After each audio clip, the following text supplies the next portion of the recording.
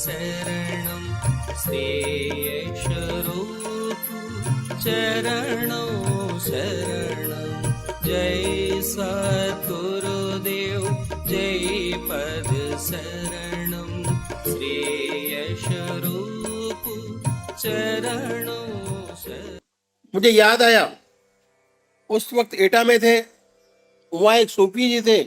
सूफी जी का शरीर पूरा हो गया, उनके शिष्य पूर्ण विद्या न प्राप्त कर सके, कुछ कमियां रह गई। क्योंकि ये शिष्य भी एटा में थे और उन्हें सच्ची लगन थी, सूफी जी के मजार पर जाके बैठते, दुआ फरमाते। एक रात को सपना हुआ कि उनके यहाँ एक सूफी जी हैं, आप उनके पास जाओ तो आपका काम बन जाएगा। स्वप्न में उनके दर्शन हुए दत्ता जी महाराज के। वे कितने दिनों तक इनकी तलाश करते रहे, लेकिन दत्ता जी महाराज उन्हें नजर नहीं आए। किसी ने बताया कि एक सूफी जी यहाँ हैं, लगते तो मुसलमान जैसे हैं, मुसलमान भाई उनको सूफी कहते हैं और हिंदू भाई उन्हें महात्मा कहते हैं। फिर वह पहुंच गए और उन्होंने उनको पहचान लिया। बड़े आदाब से अपने स्वप्न आपको बताया। आपने फरमाया ठीक है, आप आया करिए। आते रहे और फैज़याब होते रहे, कोई बात नहीं, बराबर आते रहे। जब इनके पीर साहब का उर्स आया तो मिलने आए और कहा कि साहब उर्स है, आप आवे। उन्होंने पर्चा दिया, ले लिया, लेकिन जिस अदब आदाब से देना चाहिए था, जिस मोहब्बत से देना चाहिए था, वो बात नहीं थी। बोले देखो मैं आऊँगा, उसमें ऐसी बात है कि मैं घरवाली से पूछ लूँ, अगर वे इजाज़त देंगी तो मैं आऊँगा उस उर्स में, अन्यथा नहीं। आप तशरीफ रख के बैठ गए, इंतज़ार करने लगे और आप घर के अंदर जाकर बैठ गए, ऐसे कि जैसे कोई आया ही नहीं, कुछ हुआ ही नहीं। आधा घंटा, 1 घंटा, 2 घंटा, 3 घंटा, 4 घंटे तक बैठे रहे, फिर भी आप बाहर ना आए। सोचने के लगे ये तो जन परस्त है, बाहर निकलेगा नहीं। बीबी के पास जाकर बैठ गए। मन तो शैतान होता है, उठकर चले गए। उर्स किया, ठीक ही रहा। लेकिन उर्स जब खत्म हुआ तो रात को पीर साहब ने फिर उनको स्वप्न दिया कि तेरा उर्स मुकम्मल नहीं हुआ, तूने उस सूफी को तो बुलाया ही नहीं। तब बड़ा खटका। फिर हजूर के पास आए और बोले कि आप तो आए नहीं, मेरा उर्स मुकम्मल नहीं हुआ, ऐसे मेरे पीर साहब ने स्वप्न में फरमाया है। आपने कहा अच्छा अच्छा, आइंदा चलेंगे, फिर होगा तो चलेंगे। ऐसे वो रास्ते पर डाल देते थे। बहुत ऊंची ऊंची उनकी तामील थी, उनका तरीका था। स्वप्न में ऐसा ज्ञान मिलता था कि उसका इम्प्रेशन सारी जिंदगी नहीं भूलता, कभी जाए नहीं। ये उनकी विशेषता थी। एक बार ऐसा हुआ कि कानपुर में बैठे थे, कानपुर में थे, बैठे थे महात्मा रघुपति लाल जी, उनके पिताजी वही कानपुर में थे। लगभग 8:30 बजे जब सत्संग समाप्त हुआ तो कहने लगे कि झांसी जाना है। आपके पिताजी ने फरमाया कि भाई झांसी क्यों जाना है? कहने लगे लगता है कि जाना है। क्या बात है? ये बात चली रही थी कि में टेलीग्राम आ गया, transfer to Jhansi, join immediately, leave by first train, जाना है। नई जगह थी, कभी झांसी गए नहीं थे। एक रिटायर्ड वकील थे जो परम पूज्य चाचा जी महाराज के पास आते जाते रहते थे। आपने उनसे कहा कि भाई बड़े के साथ, इनको बड़े कहते थे, आप चले जाओ। वकील साहब रिटायर्ड लाइफ व्यतीत कर रहे थे उनके साथ चले गए। अब प्रातःकाल ही दोनों झांसी पहुंचे।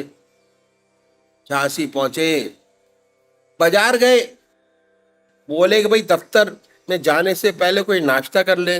बाजार में एक हलवाई की दुकान पर पहुंचे।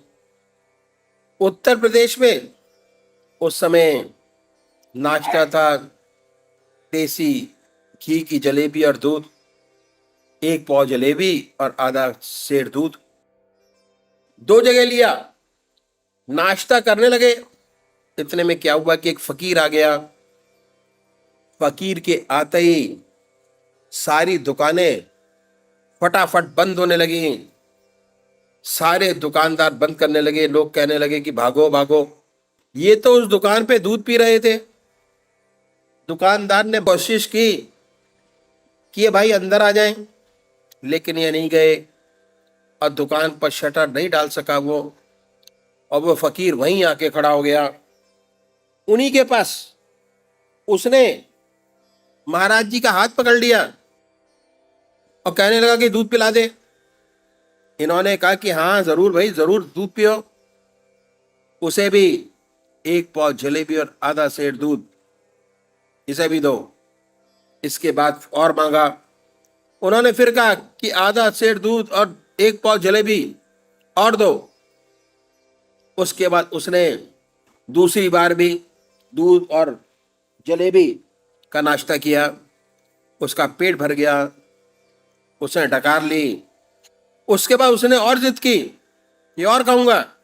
बोले पेट तो भर गया, खामा खा जिद कर रहा है।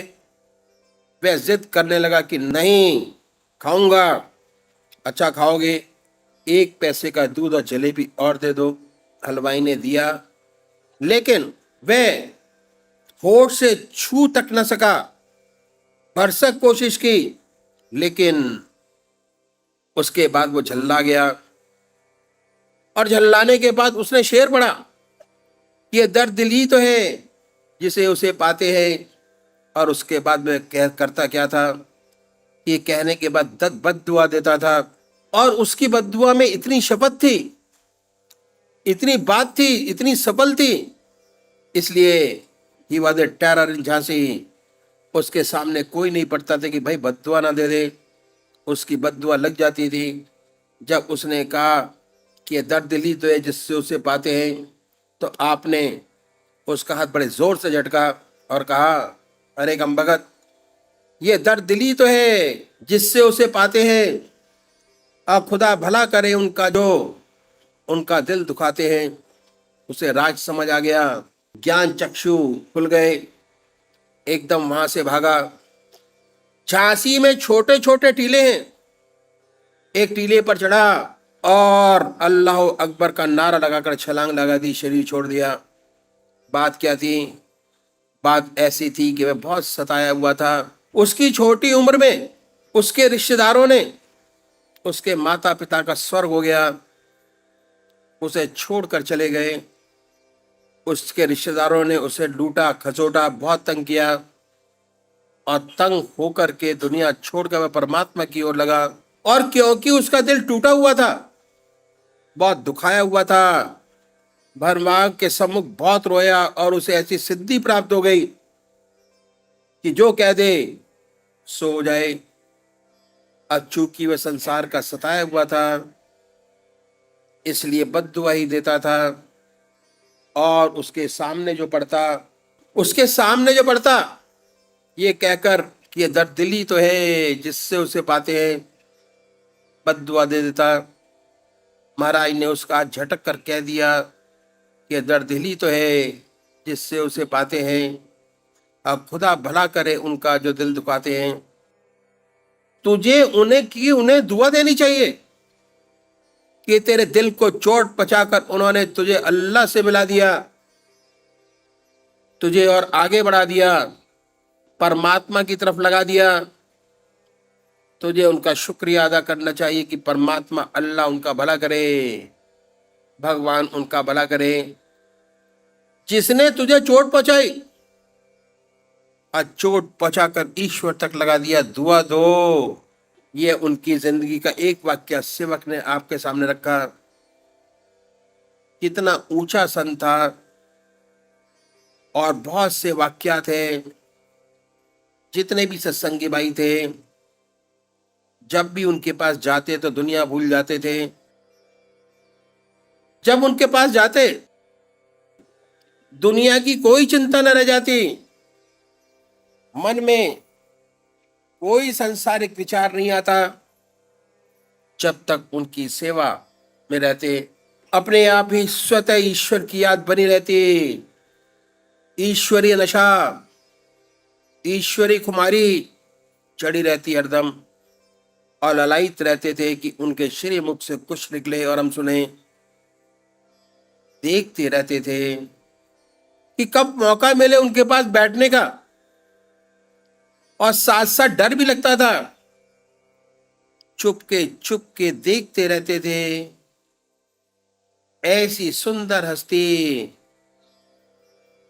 उनके पास बैठने से ही मन विचार शून्य हो जाता।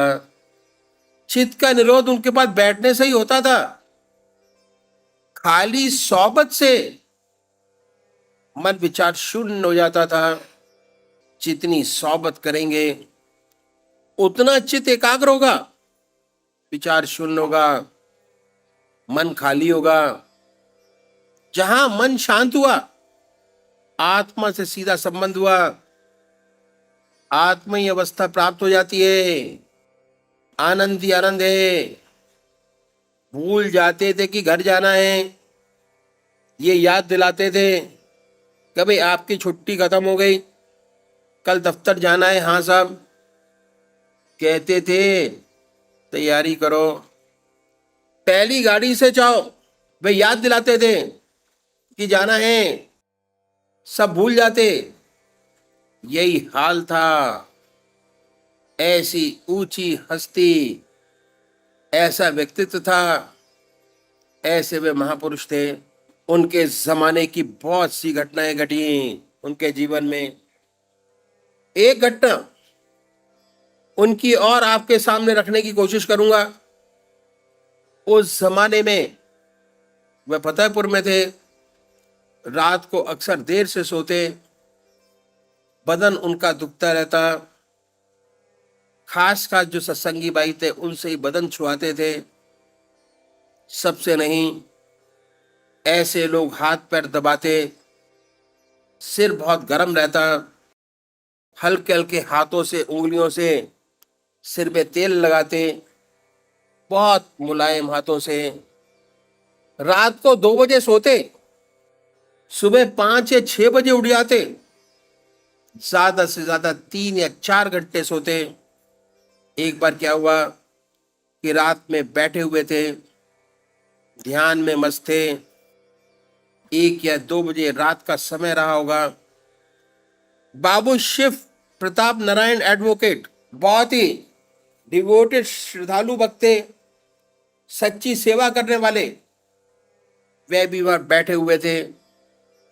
बैठे बैठे आपका शरीर एक तरफ लुढ़क गया। उठाया, डॉक्टर को बुलाया गया। डॉक्टर ने कहा कि हार्ट फेल हो गया। इनमें दिल की धड़कन नहीं। माता जी ने कहा कि ऐसा तो हो ही नहीं सकता, गलत है। आपकी आज्ञा से अंगीठी जलाई गई। हाथ पैरों की तेजी से गर्म करना शुरू किया। माता जी ने कहा जितने हमारे बुजुर्ग हुए आज तक वे सब कह कर गए हैं, ये कैसे हो सकता है कि बिना कहे चले जाएं? कम से कम कुछ तो इशारा करते जाने का। कोई इशारा नहीं किया। हमें विश्वास है कि अभी यहीं पर ही हैं, गए नहीं। सिकाई की गई और थोड़ी देर बाद हृदय की धड़कन शुरू हो गई। सुबह जब डॉक्टर को पता चला कि वह तो जिंदा हो गए, बड़ी शर्म करते हुए आए। जानते थे सूफी हैं। बड़ी हलचल शहर में मच गई। लोग मालाएं लेकर और फूल लेकर आने लगे। उसके बाद उनको लो ब्लड प्रेशर हो गया। तो फौरन आपने डिपार्टमेंट में दरखास्त दी कि उनका ट्रांसफ़र यहाँ से फौरन कर दिया जाए। इस अर्जी पर उनका ट्रांसफ़र वहाँ से कर दिया गया। जब सारा सामान ट्रक पर बैठ गया, रखा गया, तब घर से बाहर निकले। इतना ख्याति से अपने आप को बचाते थे, किसी किस्म की ख्याति नहीं चाहते थे, इतना आपको छिपाते रहे। एक बार जबलपुर पधारे। उस जमाने में शौक लगा कि गीता पढ़ लूं, और गोरखपुर से गीता की प्रति मंगवाई। अब पढ़ना शुरू करने वाले ही थे कि महाराज पधार गए, श्री बृजमोहन लाल जी महाराज। वह पुस्तक तख्त पर रखी हुई थी, आपने देख लिया और परम पूज्य भाई साहब जी से ये कहा कि किताब किसकी है, ये आप पढ़ते हैं? आपने कहा भी पढ़ी तो नहीं, पढ़ने का इरादा जरूर है। उन्होंने कहा अरे मियाँ, इन किताबों में क्या रखा है, अभी तो एक किताब क्या पढ़ोगे, ये तो तुम्हारी समझ में आएगा नहीं, इसकी असलियत अभी समझ में नहीं आएगी, अपना समय बर्बाद करोगे। समय बर्बाद मत करो, पहले जिंदा किताब पढ़ लो, ये किताबें जब फिर वक्त आएगा तो पढ़ना। आपने वो किताब हाथ से ली और बंद करके रख दी। जब दोबारा जबलपुर आए तो अपने साथ एक किताब लेते आए, और उस किताब का हेडिंग था गीता और कुरान। उसमें यही कंपैरिजन था कि गीता और कुरान में कोई अंतर नहीं, एक ही है। उसके बाद इशारा किया बहुत सुंदर कि भाई जो संत हैं वह इन सब के ऊपर है, सांप्रदायिकता से ऊपर रहते हैं, वे एक ही रिश्ता जानते हैं, आत्मा परमात्मा का, दूसरा रिश्ता नहीं जानते। फिर कहा कि हाँ अब किताब पढ़ो, अब किताब पढ़ा करो, फायदा होगा। उसी वक्त इशारा किया गीता अगर मिले तो जरूर लिखना। उसी वक्त इशारा किया वही ज्ञान है जो हमारे पास है, ये भी इशारा किया। और जो सत्संगी भाई आते थे उनसे ये बात कही कि आप बैठा करो, श्री यशपाल जी के पास बैठा करो। एक वयोवृद्ध सज्जन के मन में एक ख्याल पैदा हुआ कि इनके पास क्या बैठे, ये तो बच्चे हैं, अगर आप होते तो आपके पास जरूर बैठा करते। उनके हृदय की बात समझते हुए कहा कि ऐसी बात नहीं, आप इन्हें बच्चा न समझें। हाँ, इस बेचारे को अपनी कुछ खबर नहीं, छिपे छिपे इसे क्या मिला है इसे खबर नहीं। और फिर ये फरमाया कि इंशाअल्लाह इसके पल्ले से जो भिड़ जाएगा तर जाएगा, और जो इसके संपर्क में आ जाएगा वह संत, परम संत, औलिया बन जाएगा। खुल्लम खुल्ला ये बात सब सत्संगी भाइयों की मत कही।